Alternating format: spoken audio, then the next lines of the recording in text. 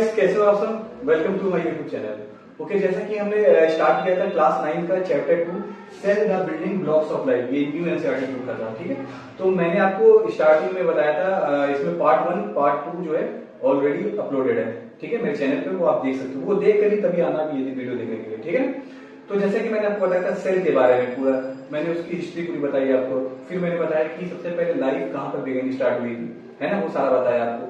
ठीक है, आज हम डिस्कस करने वाले हैं कि जो सेल है ना उसको प्रॉपर तरीके से मैग्नीफाई कैसे किया। रॉबर्ट हुक ने जो 1665 में अपना खुद का एक माइक्रोस्कोप बनाया, ठीक है, ताकि वो सेल को प्रॉपर तरीके से मैग्नीफाई कर सके। तो मैग्नीफाई करने के लिए, ठीक है, तो उसके लिए क्या क्या चाहिए होता है, टोटल मैग्निफिकेशन कैसे हम निकालते हैं, आज हम बात करेंगे।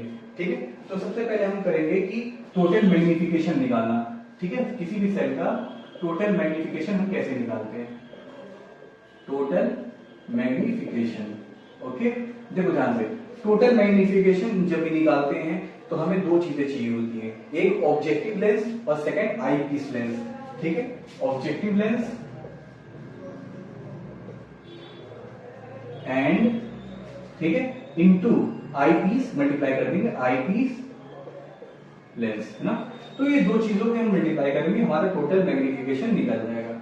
फॉर एग्जांपल, अगर ऑब्जेक्टिव लेंस मेरा 10x है ना, इनटू आई पीस भी 10x है ना, तो मेरा टोटल मैग्निफिकेशन क्या आ जाएगा, 100x।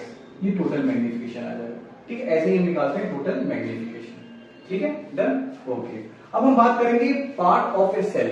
सेल में कौन कौन से पार्ट होते हैं उसके बारे में हम डिस्कस करेंगे। ठीक है, फॉर एग्जांपल अगर हम लेते हैं, मान लो ये मेरा एक सेल है ना, ये मैंने एक सेल बनाया। ठीक है, ध्यान से समझना, ये सेल है। तो सेल में क्या क्या चीज होती है वो बताऊंगा। जो ये कवरिंग होता है ना, जो बाउंड्री होती है सेल की, इसको हम बोलते हैं सेल मेम्ब्रेन। क्या बोलते हैं, सेल मेम्ब्रेन। इसका एक नाम और है प्लाज्मा मेम्ब्रेन, प्लाज्मा मेम्ब्रेन। ठीक है, इसको हम सेल मेम्ब्रेन बोलते हैं, ये प्लाज्मा मेम्ब्रेन। ये एक बाउंड्री होती है, ये डिसाइड करती है कि क्या सेल के अंदर आएगा और क्या बाहर जाएगा। ठीक है, तो एक सिक्योरिटी गार्ड की तरह ये होता है। ठीक है, अब ध्यान से देखना, इसके अंदर एक होता है न्यूक्लियस। यहां पर क्या होता है, एक न्यूक्लियस होता है। ठीक है, ये न्यूक्लियस होता है। ठीक है, जो क्या करता है, इसको हम कंट्रोल हाउस भी बोल सकते हैं, न्यूक्लियस को ना, इसको हम बोल सकते हैं कंट्रोल हाउस। ये क्या करता है, जितनी भी सेलुलर एक्टिविटी, सेल की एक्टिविटीज होती है ना, उसको कंट्रोल करता है न्यूक्लियस, है ना। बाकी जो स्पेस होता है ना, यहाँ पर ऐसे जेली टाइप का होता है स्पेस, है ना। जैसे स्पेस में क्या होता है, यहाँ पर ऐसे जेली टाइप में होता है। तो जो स्पेस बचा होता है ना सेल में, ये जेली टाइप में शेप में होता है। तो इसका नाम दिया गया है साइटोप्लाज्म। क्या है, साइटोप्लाज्म, है ना। साइटोप्लाज्म होते हैं जो जेली शेप में होते हैं ना सेल के अंदर। ठीक है, और न्यूक्लियस अलोंग विद साइटोप्लाज्म, इन दोनों को इन क्या नाम दिया, प्रोटोप्लाज्म, है ना, प्रोटोप्लाज्म।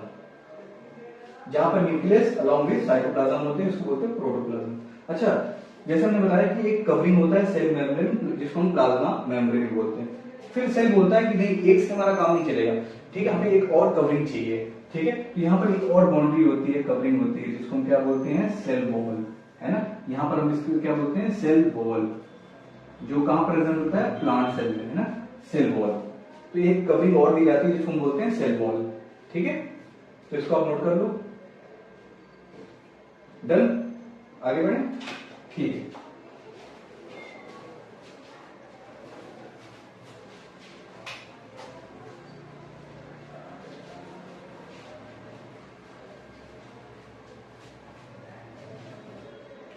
अच्छा, हम जैसे बात कर रहे हैं कि सेल मेम्ब्रेन या प्लाज्मा मेम्ब्रेन। ठीक है, सेल मेम्ब्रेन जो होते हैं ना, ध्यान समझना, सेल मेम्ब्रेन ये क्या होता है, सेलेक्टिव परमीबल होते हैं, सेलेक्टिव परमीबल होते हैं।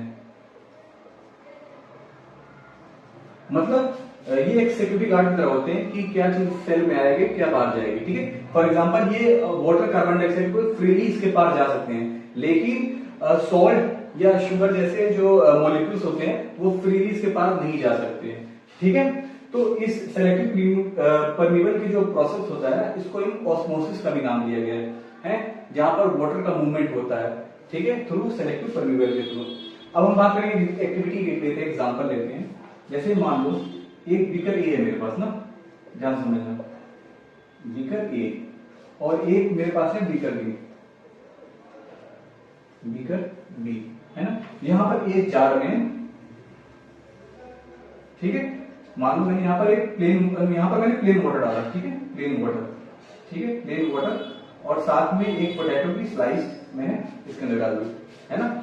एक मैंने डाल दिया बीकर ए, ठीक है, यहां पर प्लेन वाटर डाला मैंने, क्या है, प्लेन वाटर, ध्यान रखना यहां पर प्लेन वाटर, है ना, और एक पोटैटो की स्लाइस मैंने इसमें डाल दी। और बीकर बी में भी मैं एक जार लेता हूं, और यहां पर मैं 20%, यहां पर मैं 20% क्या करता हूं, सोल्यूट, ठीक है, सोल्यूट सॉल्यूशन,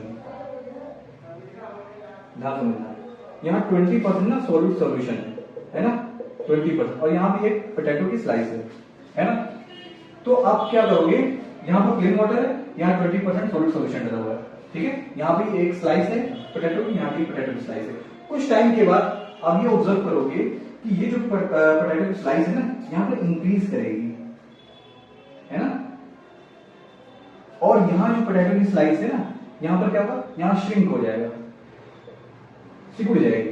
ऐसा क्यों, क्योंकि यहां पर पानी ज्यादा है बाहर, है ना, यहां बीकर ए में ना पानी बाहर ज्यादा है, तो पानी जब बाहर ज्यादा है तो ये क्या करेगी, सेल के अंदर पानी जाएगा, सेल के अंदर पानी को डालेगी, सेल के अंदर पानी जाएगा तो स्लाइस, जो पोटैटो की स्लाइस है वो इंक्रीज होगी। और बीकर बी में क्या है कि नमकीन पानी ज्यादा है बाहर, 20% सॉल्ट सोल्यूशन है, सॉलिड सोल्यूशन है, तो नमकीन पानी बाहर ज्यादा है, जिससे क्या करेगा, ये सेल में से पानी को खींचेगा, जिससे पोटैटो की स्लाइस क्या होगी, श्रिंक हो जाएगी, है ना। तो ये ऑब्जर्व हम करेंगे।